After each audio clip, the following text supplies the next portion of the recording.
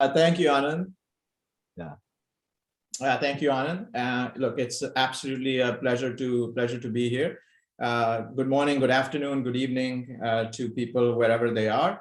My name is Rohit Verma. I'm the CEO for Crawford and Company. Just a little bit about myself. Prior to being at Crawford and Company, I was with Zurich Insurance across various roles, and before that, I was in consulting. I was born and grew up in India. Got my undergrad in India and then moved to the US for my graduate studies. And since then, I have worked in the US. So I am really happy to be here. And this is a topic very close to my heart. In fact, I think all of us at the end of the day are customers for someone. So customer experience, the journey of customer experience is extremely important.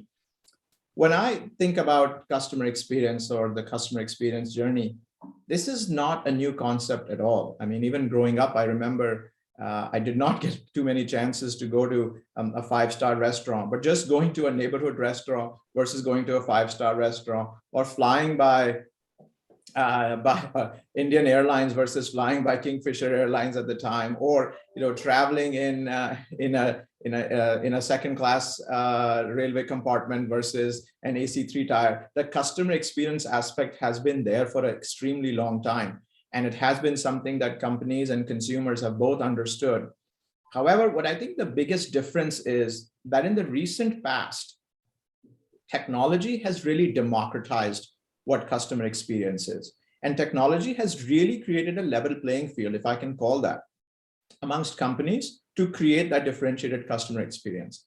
And of course, not to mention what's happened with COVID, that it has been a general catalyst for bringing about change, particularly as an organization, as a company, as a product, as an offering, as a service, which is experienced by us as consumers. If you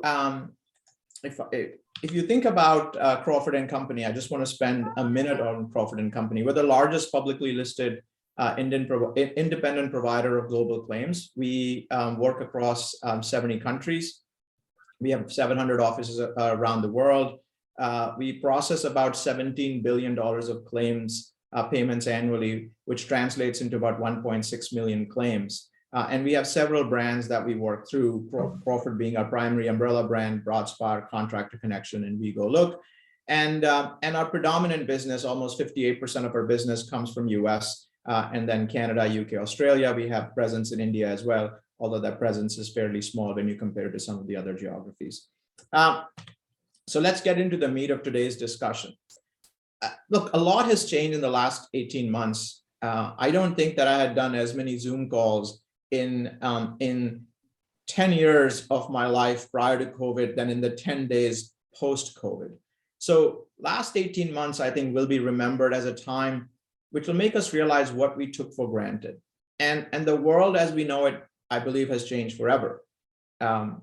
This global event, the pandemic, which has really changed how companies work, how businesses work, how we as human beings operate, was not on anybody's top risks. In fact, I think when the bird flu happened back in early 2000s, companies started talking about a pandemic risk, but there was really nothing anybody did in terms of meaningful steps to think about how they would operate, how they would conduct business if something like this were to happen. So most companies, countries, economies were caught off guard, and workplace and homes had to be transformed overnight, right? Dining rooms became offices, bedrooms became offices, offices were completely empty. And to a large extent, they still are in many of the countries. In fact, I was just on the phone with our European operation this morning, where they are going through lockdowns in a number of countries. And while we had opened some offices, those offices are shutting down. So the world as we knew it has changed completely. I do believe that we've entered an era of contradictions and ironies. Why do I say that? On one hand, we talk about customer experience journey. We talk about high customer touch, but it's really hard to do that, right? Because of COVID, because of the physical distance that has to be maintained. Yet there are businesses who have struggled to survive, but there are others.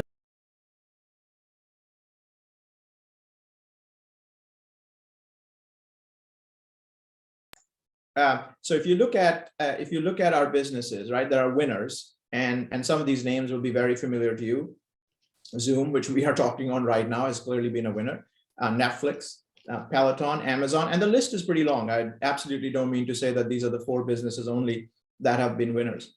And then there are businesses that have adapted themselves. Certainly Pfizer, they were one of the first few companies along with Moderna to actually come up with a way that they're going to combat this pandemic, and not just combat it for themselves, but the rest of the world.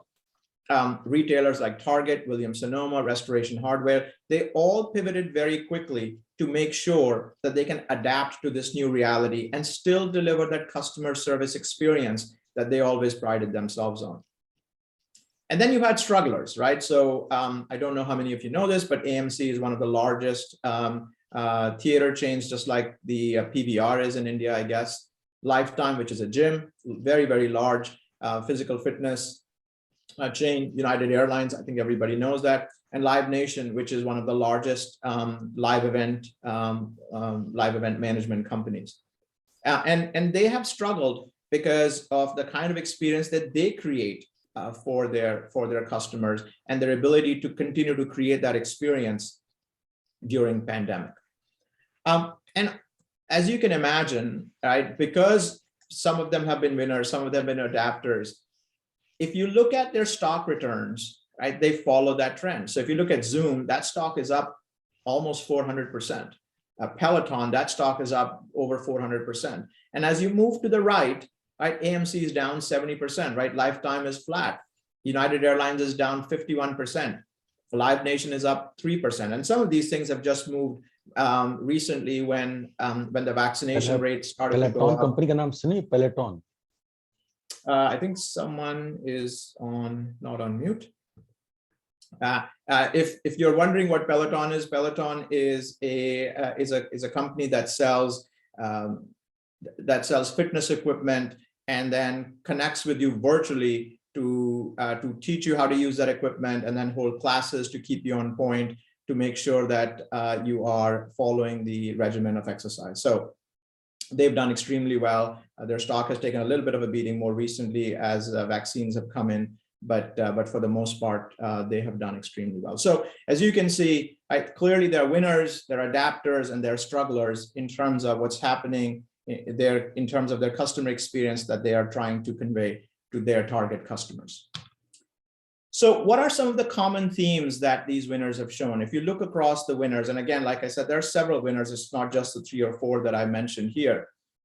They have been built with very high customer engagement, but very low customer touch, right? So they engage with the customers a lot. Think about Amazon. I think Amazon is a brand that is very well used in India. Think about how engaged they are with you. But you've probably not met an employee of Amazon. So the experience that they create for you is completely virtual, right? There's a digital delivery mechanism with limited degradation and experience. So they've figured out a way to deliver their value proposition in a digital way, but it does not degrade the experience. So let's take Netflix, right? You can sit at home and watch a plethora of movies, more options than what you had if you went to a theater. Now, you obviously cannot create the same customer experience. You can't be going and getting your popcorn and getting your Pepsi or Coke, whatever your preference is, and sitting down and enjoying that experience with that 5 or 7.1 sound system. But in terms of the options, in terms of the convenience, in terms of understanding your preferences and suggesting to you what maybe what you may enjoy, Netflix has been able to create that experience. The revenue model is efficient, scalable, and repeatable. The biggest issue in terms of customer experience journey is that how do you create a customer experience journey which is differentiated, yet it's repeatable, right? It's customized, but it's efficient. It's specific, but it's scalable. These models have figured out how to do that. Or these companies, I should say, have figured out how to do that in a model. A feedback mechanism for continuous improvement. They're constantly looking for feedback from their customers to make sure that their value proposition stays constantly evolving. And finally, they have a customer acquisition and retention approach that is hugely compelling. No company can be successful if all they're doing is customer acquisition, but the retention is extremely low.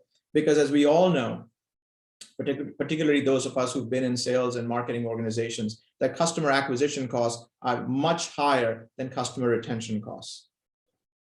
So the customer acquisition and retention approach has to be extremely compelling. And if you look at those companies, and I'll just go back to them again, right? Zoom, Netflix, Peloton, Amazon, and like I said, there are a lot more than just these four, right? Their customer acquisition and retention approach is usually compelling. That's the reason why they are in that winner group. So if we think about the next 3 to 5 years, and nobody has a crystal ball, right? But when I look at Crawford and how we think about our strategy, there are a few factors that we think about.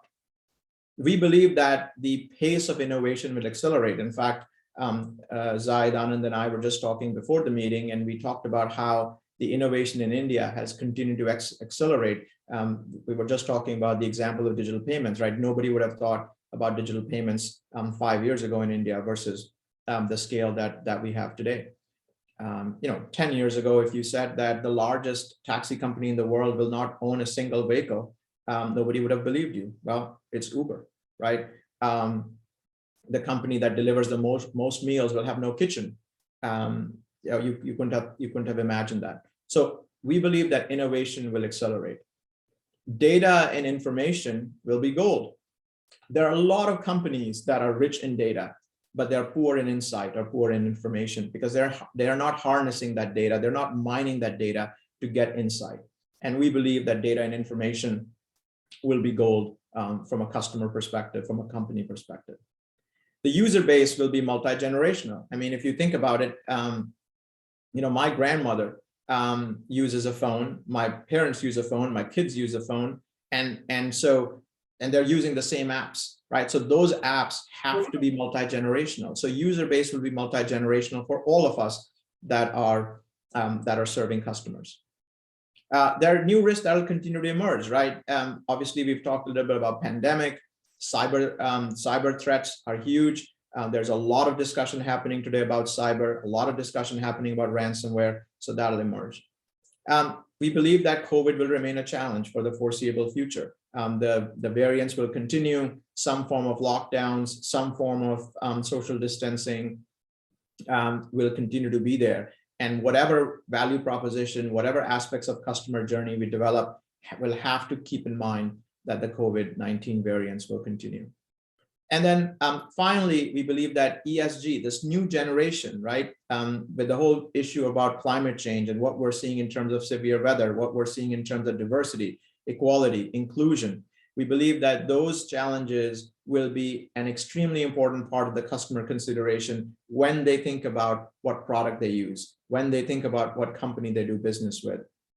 And we're seeing that already emerge, and it's no longer something that'll happen in the next 3 to 5 years. But we believe that these forces will stay in play, at least for the next 3 to 5 years. Nobody knows what happens after that. And there are probably a couple of more boxes that'll get added to this in the next 12 to 18 months as things move forward. Because if you think about it, 18 months ago, a couple of these boxes wouldn't have been here. So I do believe that this will continue. Quick question, Rohit, sorry. Yeah. On the previous slide is that, given the fact that Crawford works across markets which are different stages of evolution and growth, even in your category. Do you look at having a very differentiated strategy given the fact that customer needs would be potentially at different stages of evolution across different markets? Yeah, I think the strategy is still the same, Anand, but I think the actual manifestation of that strategy in terms of how it gets implemented. So as an example, at Crawford, we've talked about having 3 pillars for our strategy. First is expertise, right? We're in the business of expertise. We handle claims. Companies come to us for 3 reasons. Either they don't have the proximity to the claim, or they don't have the expertise to the claim, or they don't have the scale for the claim. So that's the reason why primarily a B2B business. So our strategic pillar starts with expertise, right? We're in the expertise business. The second is quality, right? Quality that sets the industry benchmark. So when we think about a claim, our view on a claim is that you should not pay $1 more or $1 less than what you owe, right? At the end of the day, the claim is a very emotional experience for the claimant. They've probably had one of the worst days of their lives. They've lost a car, lost a house, God forbid, got injured. So Making sure that the quality of work that we do is extremely critical. And our third strategic pillar is digital that simplifies. Right? We want to make sure that we are taking digital and simplifying the life of either the claims adjuster, which is our employee who's working on it, or the claimant who is on the other end of the claim. So those three pillars are sort of universal for us across the world. But how we then manifest the specific execution of those pillars in those geographies does vary. So I hope that answers your question. Yes. Thanks for it. Yep. So what we believe, as I mentioned before, that customer experience journey has been there for a very long time. But what has really democratized is technology. And we believe that technology will remain to be the enabler of new customer-centric value propositions, right? So there are three things, and there are lots of pieces of technology that are driving it. And I'm sure that if I were in an open debate, someone would come in and say, look, I don't think it's these three. I think there are five, or I think there may be, 4 others that you're missing. But I think these three, I believe from a customer experience standpoint, make the most difference. So first is predictive and prescriptive analytics. I mentioned before that data and information is the new gold. There's a lot of information that we leave. There's a lot of breadcrumbs that we leave digitally. And there's a lot of information, frankly, that we volunteer, which can and is used, right, by companies to think about what are we looking for, what drives us, what's important to us, right? There's an old saying that, Google knows that you might be getting a divorce before your partner knows that, because you're probably going to search something like that. Or Google knows that you have that you're worried about your health before anyone, your partner, anyone else knows that you're worried about your health, right? And Google saves every single search that you do. It is saved somewhere on Google, because then that is used as a reference point. And by the way, the privacy laws are different in each country, so I'm not sitting here and making a statement about what Google does or doesn't, but we do know that Google uses an immense amount of this data. Predictive and sort of prescriptive analytics is a big piece that a lot of these companies are using, because they're anticipating human behavior and decision making, right? There's a lot of discussion that has happened around how Amazon knows what you might be looking for and makes sure that it's at the nearest warehouse in advance of you actually ordering that, right? Based on what pictures you're hovering on, based on what comments that you're reading. So based on all of those pieces, they can actually anticipate what your behavior is going to be. And again, that's just one example. There are a lot of companies that are using data. And this is not new. I think I remember reading a case study back in my business school, which is many, many years ago, about Asian Paints and how they were using data to anticipate what colors may be needed. And based on that, they supplied their retailers with those. So this has been, again, in existence for a long time. But again, now with the cloud services, with technology, any company can basically start to do predictive and prescriptive analytics. The biggest piece of the pandemic has been the physical interaction, right? So having the ability to go meet, having the ability to go experience something. And I believe that the advancements in virtual and augmented reality are going to revolutionize the visual interaction with customers and employees, right? Microsoft HoloLens is just one of the technologies. It's not the only user. But I was recently talking at one of the universities, and what they had mentioned that they had done their first holographic lecture, where they had their the professor on a green screen somewhere remote, and inside the classroom, a holographic image of the professor was presented, which made it feel like as if the professor is right there. So I believe that the virtual and augmented reality will really enable new customer-centric value propositions.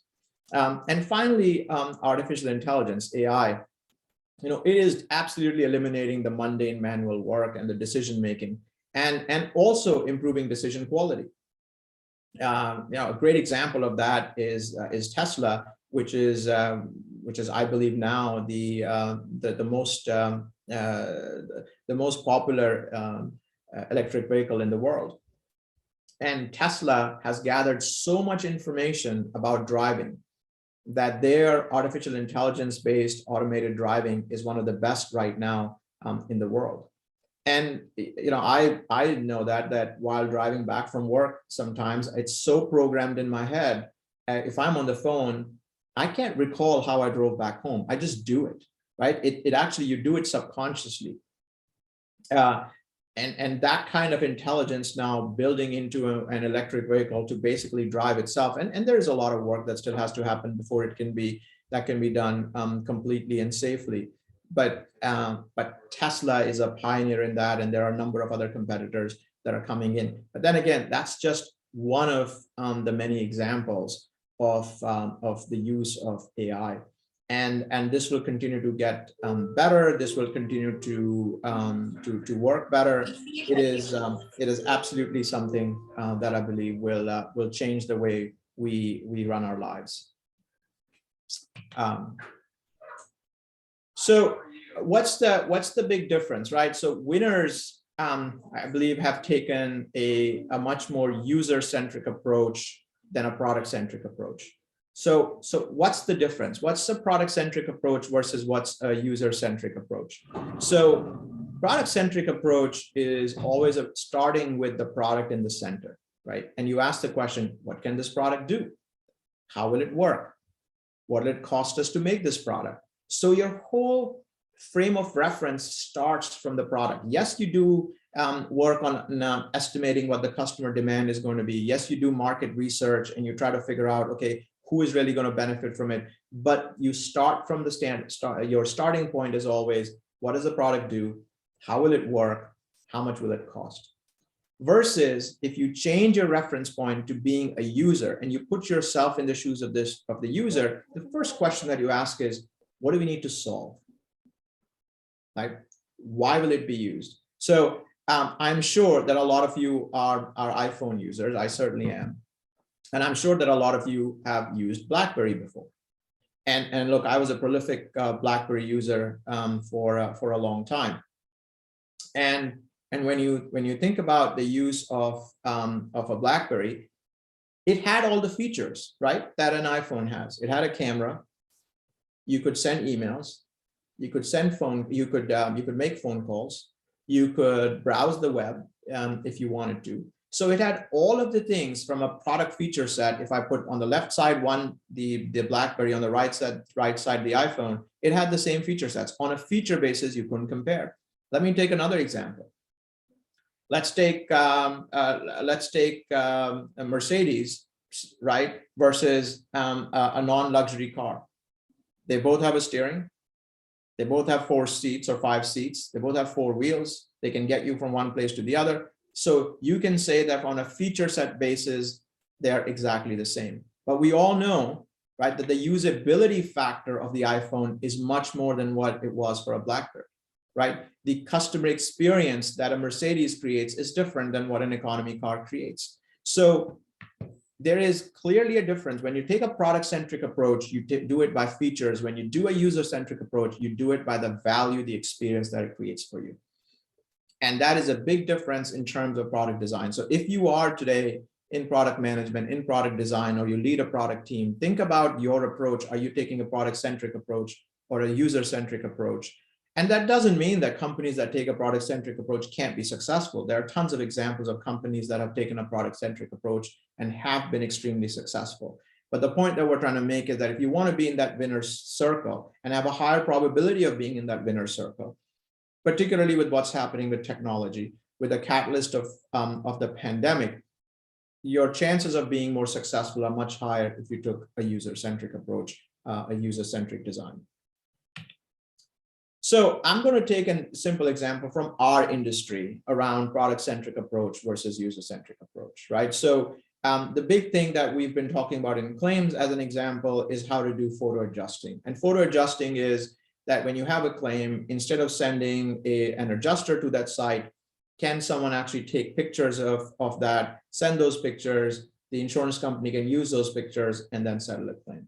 So let me talk about if it were a product-centric approach, right? So your phone is pretty advanced these days. Your phone can actually detect when you may be in an accident because the phone has a gyroscope which can measure what the acceleration of the car is, or what your acceleration is. And if there's a rapid deceleration, which is what you see in an accident, it can actually detect an accident. So you create an app that says, okay, I'm going to detect an accident. As soon as I detect an accident, my product-centric approach is that I want to have the customer self-service take pictures, send me those pictures so that I can adjust a claim. So your feature set is, I'm going to detect an accident. I'm going to immediately flash a message to the user and say, can you please take pictures? The pictures will be taken. The app will automatically transmit those pictures to the company. The company will use those pictures, they will adjust the claim, and they will issue the payment for repair. Because if you ask people today on if you've been in a car accident, what's the most important thing for you? They want the car repaired as quickly as possible. They want their payment to be made as quickly as possible. So from a product feature set standpoint, this actually does the trick, right? It'll do exactly what you're looking for, which is detect the accident, take the picture, transmit those pictures, and then use the pictures to adjust the claim, right? And you will issue payment or repair. Now, to me, while that is absolutely doing what the customer said, it is not a customer-centric approach. It lacks empathy for the first part, right? Which is the most important ingredient in claims handling. So let me just do, if I were to take a more user-centric approach, so you would still use the same technology, but you would first detect the accident. The first thing that you would do is you would ask the user if everyone is okay. So imagine that you're in an accident and God forbid that you're really hurt. And what you see on your phone, you're trying to call the emergency number. What you see on your phone is a message from your insurance company that says, can you please take pictures of the accident? How would that make you feel? That'll make you feel like, man, they really don't care about me. So the first thing, if you are a company that cares, is going to be ask the user if everyone's okay. If there is no response or airbags have been deployed, because now the cars detect that the airbags have been deployed, then call the ambulance.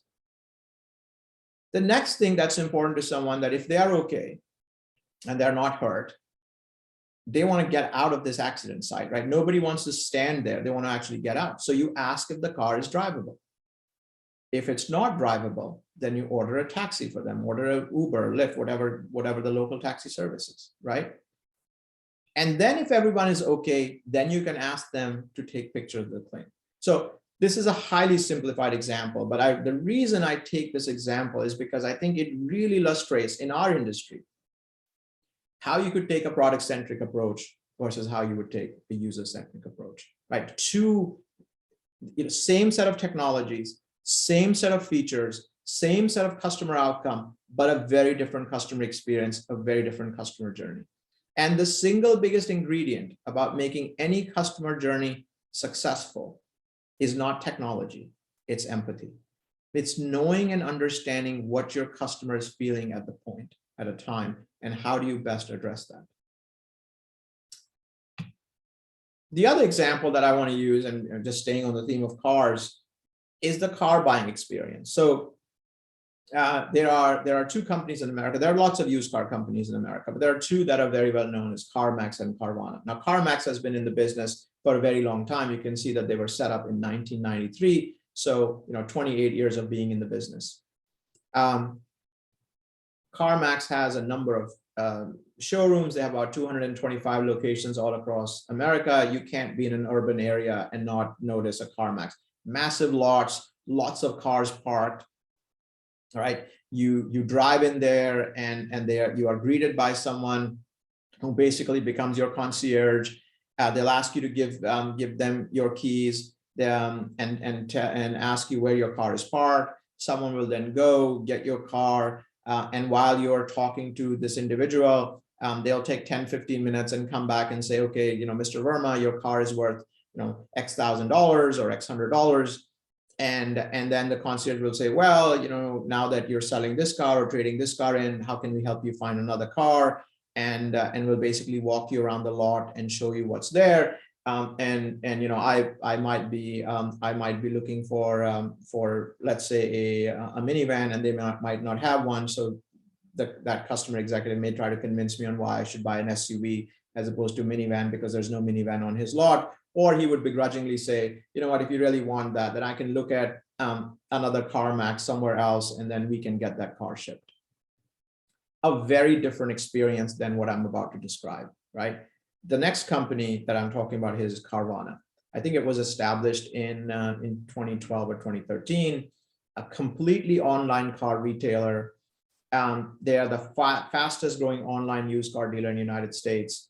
And here's the experience that happens. You sit on your couch, you take out your phone, your iPad, your laptop, your tablet, what have you. You go onto their website, you enter only 3 pieces of information about your car.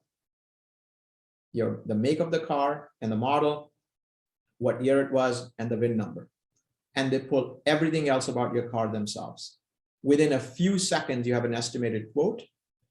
And then they ask you to take a picture of your odometer, which basically shows how much mileage you have. They've already estimated your mileage because they have information about you on based on the car services that you may have gotten done, based on the taxes that you may have paid, which actually gives them a pretty good idea of how many miles you've driven. And then they have a service that can pull history about your car, if it's been in an accident, if the title is clear and clean, if it's got a lien on it because of a loan. They pull all of that information unbeknownst to you, right? It's happening all in the background.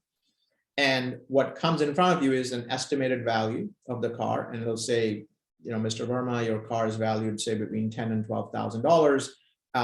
And we ask you to please send us pictures of these 3 things. You send the pictures of those 3 things.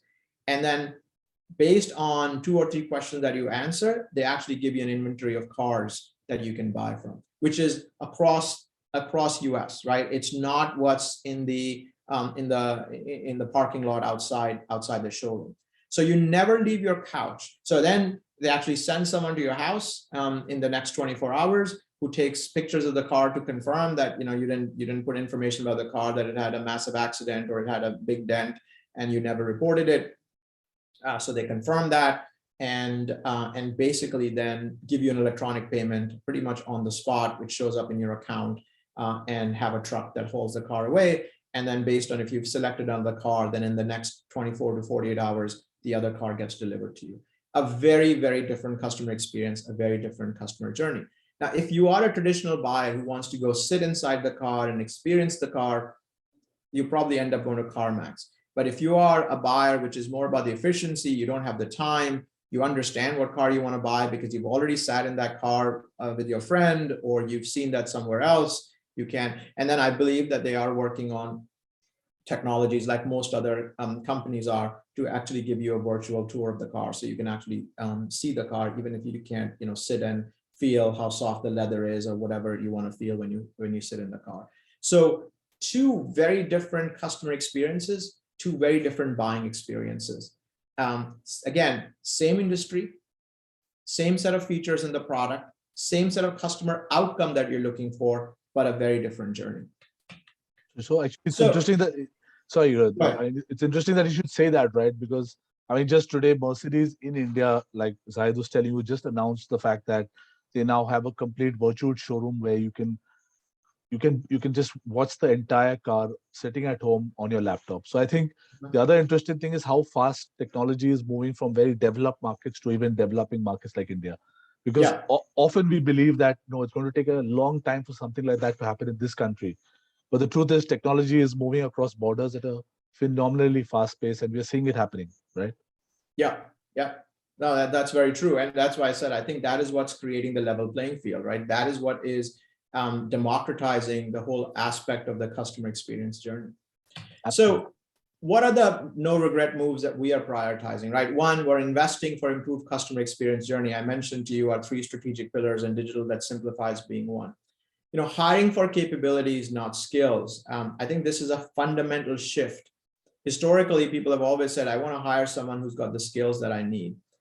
With the market changing so quickly, consumer behavior changing so quickly, technology changing so quickly, skills are getting outdated faster than ever before.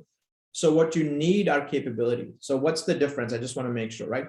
Capabilities are things that take a long time to develop and are intrinsic to you. Your work ethic, your ability to collaborate, your ability to solve problems, your ability to work through uncertainty and ambiguity, your ability to learn fast, right? Those are capabilities.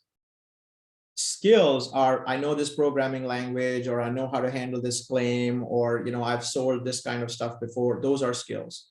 So hiring for capabilities, I believe, is an extremely important move that has to happen across all organizations and companies. Accelerating digital transformation for simplification, right? Not doing digital projects because they're science fair projects, because they make you look cool, or it's a technology that you're trying to prove, but something that is really pushed towards simplification, whether it's the simplification of the customer experience, whether it's simplification of the process, whether it's simplification for your employees or the individual that experience you from the outside. So important, right? Deepening core competencies, but expanding into adjacencies, right? The world is getting more complex. More and more companies are doing more things, but they are expanding into adjacencies without losing what their core is. So as an example, right, our core strength, I call it our signature strength, is claims. We're never going to leave the signature strength of claims, but we will continue to expand it into adjacencies, right? We bought a company called We Go Look, which actually is about gathering information through non-licensed resources, because claims is in most markets is done by licensed resources. Similarly, we've just invested in a company called Praxis, which is a subrogation company, which is again an adjacency for us, but it is in our signature strength of claims. So that's something that we're going to continue to do, right? Relying on vendors to be strategic partners, because the world is expanding so quickly. The complexity of the world is expanding so quickly. To expect that you can do everything on your own with your own resources is just not possible today, right? You have to rely on strategic partners. And that's the reason why you're changing that relationship from being pure vendors who are all they're doing is they're providing you commoditized service to being strategic partners, right?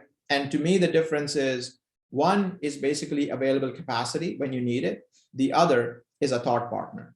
And we want to move more towards having smaller group of vendors that we work with, but truly being our strategic partners, right? So those are the 5 no regret moves that we are prioritizing that I believe impact how we interact with our customers, that impacts how we design our products, and how we work with our own employees to make their lives better. So sorry, just a quick question here. I know it's the last slide, but you talk about digital transformation. I'm sure your company has gone through it, right? But we often hear that a vast majority of digital transformation projects never succeed, right? And would love to hear your point of view of what do you think is it that they're doing wrong, and what should they be doing in order to really be more successful?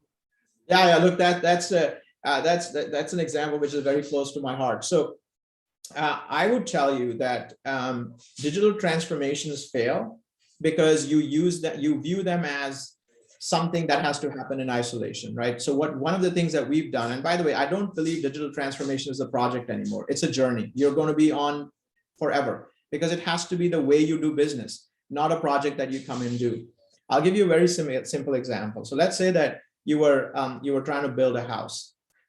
You gave the instructions to the builder and said, look, I'm looking for a house. I want 3 bedrooms. I want a kitchen. I want 3 bathrooms, and I want a hall, and I want to study, right? So you give your specifications.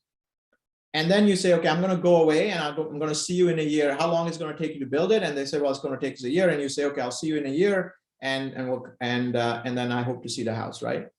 And you come back to your house after a year and you say, did you do everything? And he says, yeah, I built the 3 bedrooms. I built the 3 bathrooms. I built the hall. I built the kitchen. And you're like, okay, that's great, right? And you go into the house and you say, first floor is all bedrooms. And you say, well, where's the hall in the kitchen? And he says, well, that's on the 2nd floor. And where are the bathrooms? Well, there's on the 2nd floor too. And you're like, well, that doesn't make sense. And he says, well, this is what you told me to build. You told me to build 3 bedrooms, 3 bathrooms, a hall and a kitchen. And I've done that. And you didn't tell me anything else. And I'm taking an extreme provocative example, but I think that's what we do to digital projects, right? The business team is too afraid of technology. So all they say is, go build this for me. And I just want this to work better. And then they come back after a year, right? The IT team is high-fiving because they've done their project on time, on budget. And then the business team says, well, this is not a house that's livable for me. Like there's nothing I can do with this, or this does not do anything for me in terms of what I wanted to achieve. And then the project fails. So you've spent all the money, you've built everything to specification, but the project has failed. So I believe that technology and business now are intricately linked. Now, there was a recent article in the Wall Street Journal, right, which said that companies should basically blow up their IT departments. What that means is not that you blow up IT as in not do IT, but it is about integrating technology into your business, right? So one of the things that we've done is all of our technology, with the exception of infrastructure, is actually embedded in the business. That business leader has to have the vision for what they need to do in terms of business and how technology is going to play a pretty critical role in that. And now, we are sort of, I talked to you about the 3 strategic pillars. But the other thing that we talk about is we are all about technology plus people, right? Because technology alone and people alone can't do it. They have to work in tandem. And I think that's the biggest reason why I feel digital projects fail. Great. That's fantastic. Outstanding. I think that was the last slide. So we're going to open it up for questions. If you could raise your hand, and any specific question, you can either put it in the chat or just raise your hand, and then happy to take your question. And anyone can go first. Yes, I think we have a Paul. Please go ahead. Hi, Paul. Can you press? Yes, go ahead. Hey, Paul, how are you? Paul, you're on mute, I think, buddy. I think we can't hear you for some reason, though. You're not on mute. Oh. No. I think now you're on mute, Paul. Sorry, we can't hear you, Paul. I think you may have to just type in your question if you could. I think that'll be easier. Thanks, Meanwhile, anybody else has a question to go?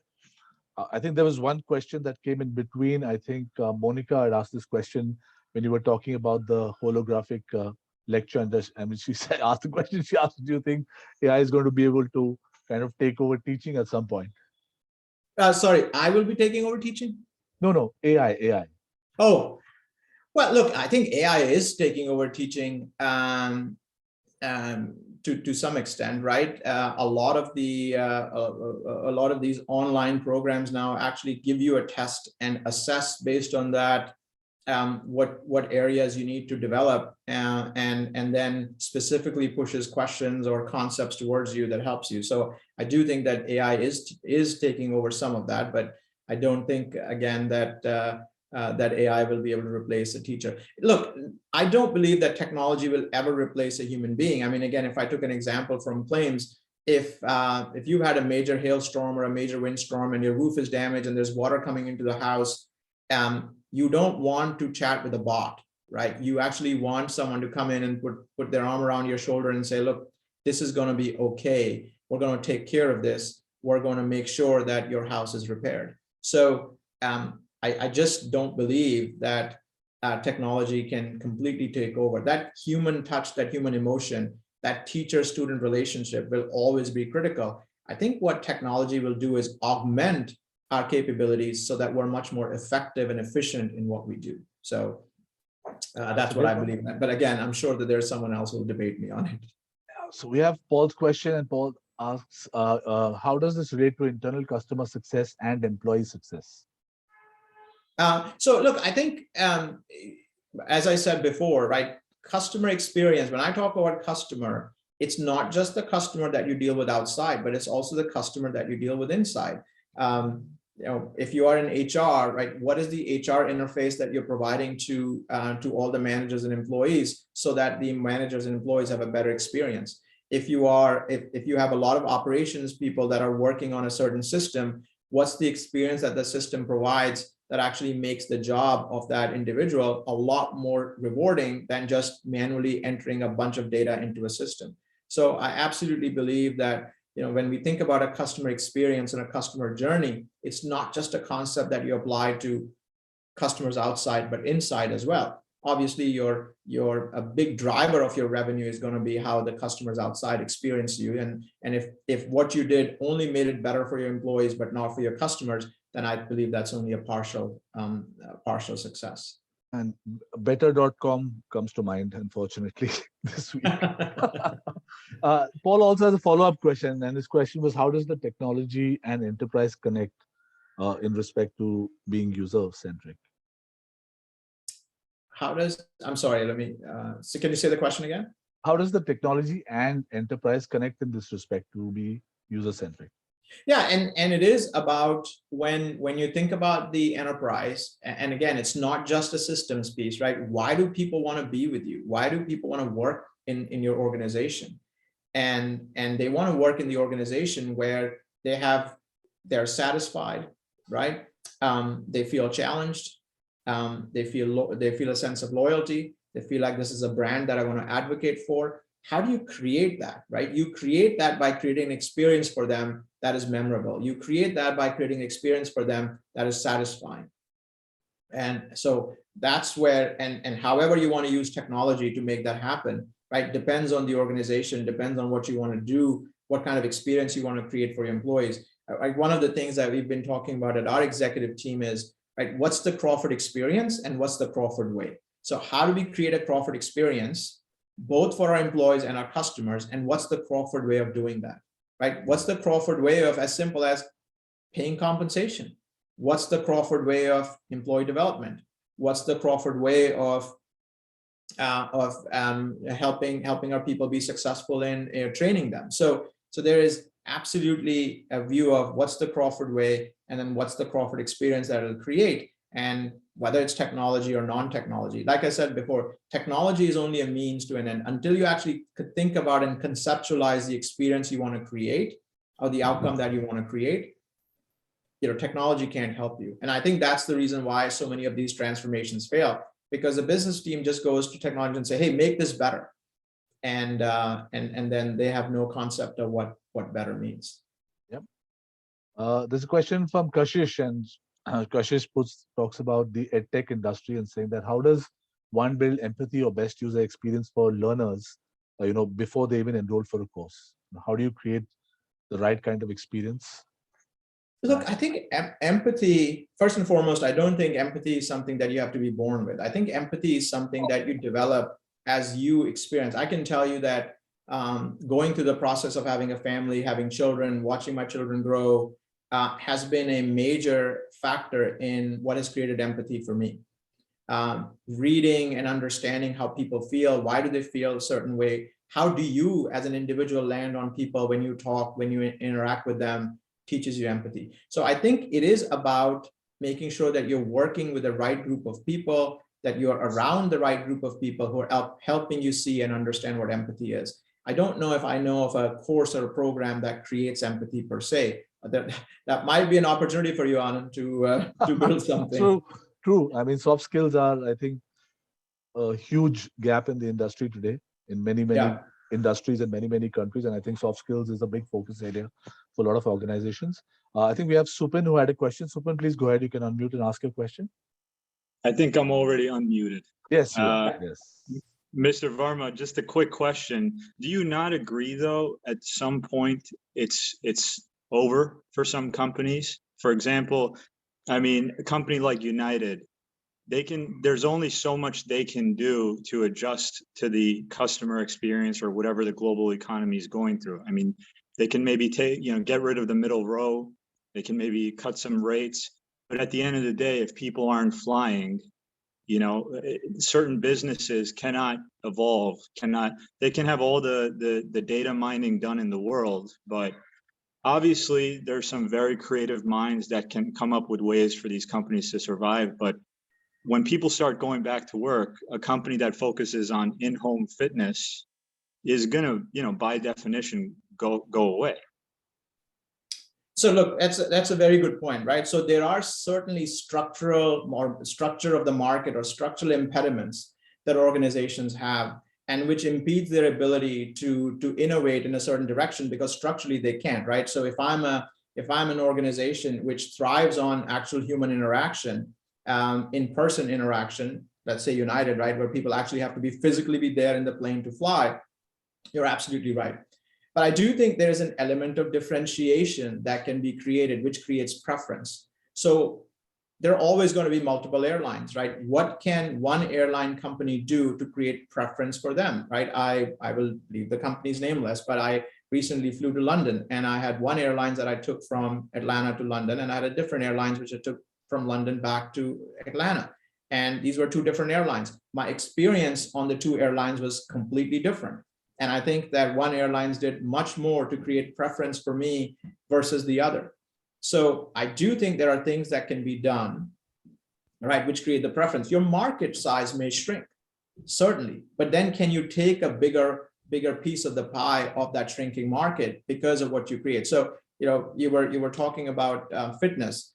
Absolutely, right. The reason why the Peloton stock has gone down is because more and more people are now open to going to outside gyms, and as a result of that, they're probably doing it less at home. But there will always be a home gym market, right? There'll be people like me, as an example, who don't go to a gym but who exercise at home. So there'll always be that market. The busy executive who is unable, or the person who is located much more remote.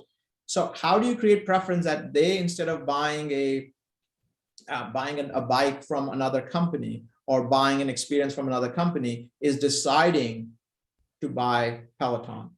So I do believe you're absolutely right that there are structural challenges, impediments that will prevent a company to evolve their customer journey. However, can they do steps? Can they make steps to create preference? And I think that will decide who's going to win in that category. I appreciate Peloton's adjustment. They've gone into classes and other things because they know it's coming to an end, this whole in-home working experience. But I think there's, like you said, there's certain, certain industries are going to close. There's nothing you can do. But during the pandemic, a lot of the focus has just been surviving for these companies, let alone, making the customer experience great. But thank you. Thank you. Yeah, that's a good point. I mean, closer home to India, for example, White Hat Junior, which is an edtech company offering coding to younger school kids, or secondary school kids above the 6th or 7th grade. So they really saw phenomenal growth during the pandemic. But as the pandemic comes to an end, what's happening is parents are tired of having their children sit in front of laptops or screens, and they want their children to go out. And so White Hat Junior is now struggling to pivot to offer beyond coding, to even now get into online music lessons, online art, online robotics, and things like that, right? So I think organizations will have to pivot and try and see how they can keep their core model going, but start offering different kind of, let's say, services or products that keeps customers with them, right? We have a question from Lokender, and I think you've answered this question because he asks, how is digital transformation going to impact the market in the context of the fact that we're going to continuously see waves of COVID, and it's not going to go away in a hurry. Right. Well, frankly, that's the topic of the hour, right? Which is the products, the companies that can create a high engagement without the high touch, are the ones that are going to be successful in this sort of lockdown world that we are living in. Excuse me. Absolutely. I don't think we have another question, but I had one question, Rohit, is that, look, the difference between, let's say, if you look at developing countries like India, Indonesia, etc., where we're seeing an explosion of online products and services, right? And a huge slew of new startups and quickly booming into unicorns at a phenomenal pace. Right. And what we do see is that the focus of most organizations, because of the nature of the beast, right? You get funding, and therefore the focus of that is to ensure that you scale up. And often, more than often, I would say, is that customer experience starts taking a backseat because the focus is on acquisition, right? And I know that it's an evolution, because eventually you'll come to a point where you've acquired and then you're not able to retain. So what do you think is the right balance, right? Because you're always going to have market forces pushing you to acquire, and scale up. And how do you balance that off with, customer experience? I think at the end of the day, it depends on what your strategy is and what you're trying to create for the customer. I personally believe that customer retention has to take a lot more center stage than customer acquisition, because you can spend all the time in customer acquisition, but if you don't deliver on that promise, right? You're acquiring a customer because you're telling them that they would experience A, B, or C, or they would get, a value of C, D, and E when they become part of it. If that value is absent in today's world of, Yelp reviews and Google reviews, pretty soon you're going to start to see that feedback mechanism starting to show that you're not really keeping the promises, you're not delivering on those promises. And if that's the case, not only will you have a retention problem, but I think you can try and do the customer acquisition, but your cost of customer acquisition is going to continue to increase. You'll have to offer a lot more promotions, a lot more incentives for someone to come on board. But again, they would be coming on board with a viewpoint that something must have changed for them than what others have experienced. So I just don't think that you can do one without the other. So when you talk about balance, I think it has to be done. If you don't have a value proposition which is compelling, which is going to create a reason for you to scale and repeat the customer experience, I frankly don't think you should have a product. Okay. I guess that's a fair point, right? I think, like I said, the challenge is always the dichotomy between having to scale up because of investor pressures to, focus on retention. Karthik has a question. This will be the last one. Karthik, go ahead. Yeah, so Rohit, I had this question about platforms, right? So we're talking about a world which is clearly dominated by the world's top 10 platforms to typically dominate the whole landscape that we understand in the nature of how commerce or digital is in this. And the way how it's happening right now, that we are increasingly getting more and more dependent, okay, because ultimately we are being made to, our world is basically evolving around these platforms. So as much as, and today the comparisons that are being drawn for a lot of companies is when they are driving digital transformation, can you be the next Amazon? Okay, in terms of experience, and because the benchmarks that have been set are way too high, and obviously not something in the ballpark of a lot of companies who are now trying to basically make their plays on commerce. We know that today, for example, when you're talking about brands willing to deliver or startups willing to deliver in 10 minutes, okay, or your e-grocery, okay, really. So obviously the kind of benchmarks that are being set are way difficult for legacy companies who are already trying to basically go the digital transformation way. So I just want to understand, so where do you set the bar? Because it's extremely difficult, because on one side you say, I want to transform. It's all about customer experience. You want to give it something which is best in class. But at the end of the day, you have a shareholder, okay, or you have the markets, okay, and to live up to, right? Because you have to deliver your P&Ls, okay, you have to deliver. So how does all this balance happen? Because I think it's somewhere all very working at cross purposes, right? Because on one side you say you transform, on the other side you still say that you have to be profitable, okay, and so where do you drive this? How do you basically balance this? Yeah, look, it's a great question. By the way, I never said that this was easy. So, so that's why it's called work. But look, on a more serious note, if you are in a category, right, where there are existing benchmarks already, and those benchmarks are very stable, very well established, I think you'll have to figure out, either hit those benchmarks if you want to stay the category, or you completely change the game to be successful. As an example, I mean, you've seen the advent of the Zomatos and the Swiggies of the world in India. You always had a local restaurant having a delivery mechanism, right? And they used to deliver.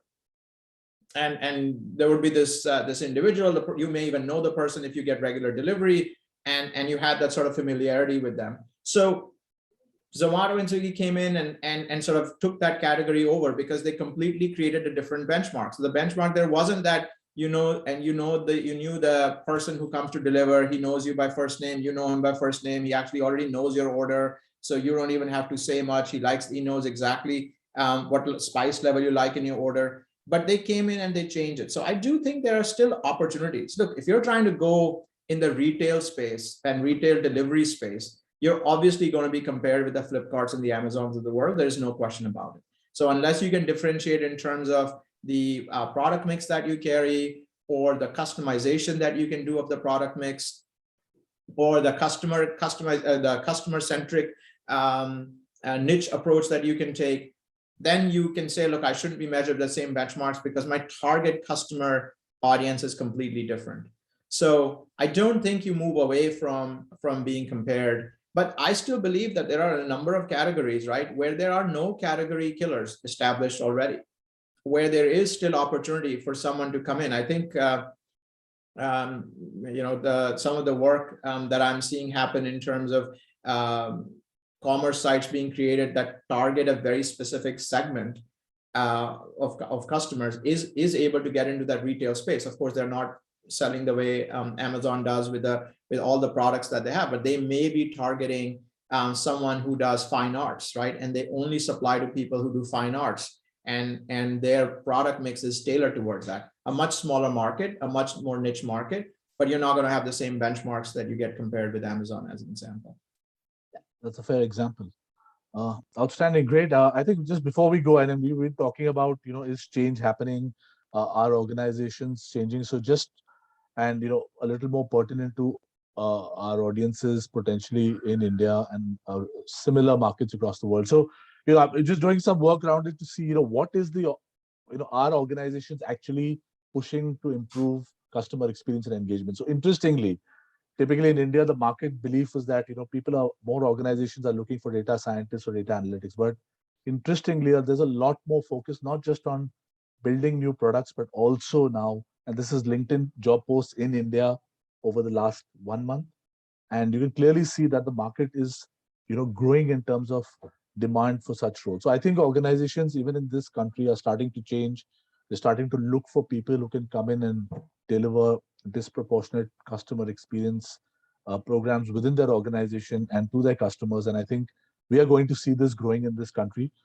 So I think that's why we, when we had Rohit come in, I think the idea was to contextualize the opportunity here. And it's not just, and the truth is that it's happening across the world, right? And one of the things that we are offering for those of you who could be interested is there's a course in partnership with MICA, which is called the Product Strategy and Customer Engagement course.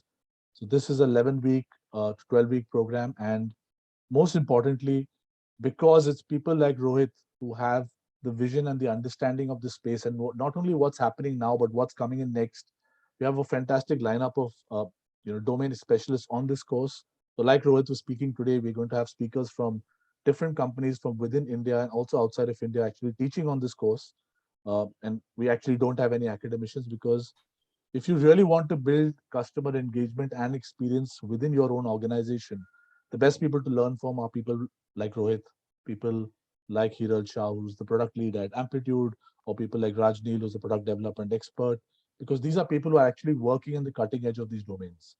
So just as a parting thought, if anyone's interested, you can log on to our website. The course details are there.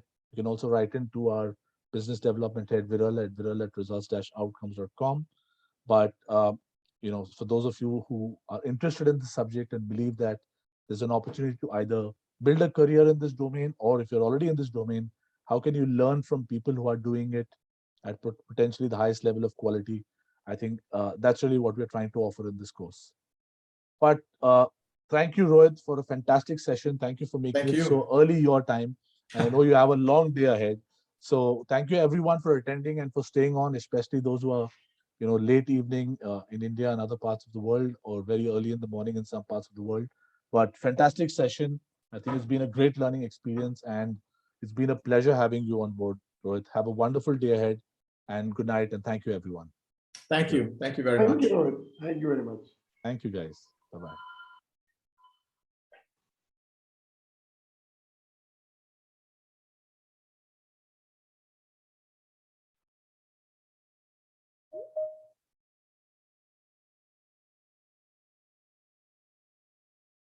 Well, thanks, Rohit. Thank you for your time. Awesome. I think brilliant session. I think really, really helpful, and I think some really interesting insights. And I think the examples are really bang on. It's interesting to see how different categories are grappling with customer experience. But I guess technology, and I guess, like you rightly said, having empathy at the heart of your thinking gets you to the solution eventually, right? And that's what will create value for your customers and eventually for the organization. Yeah. Brilliant. No, thank you. Thanks so man. Much. Have a wonderful day. Take care. Yeah. Take care. Stay in touch. Cheers. Bye-bye. We will stay in touch. Take care. Cheers.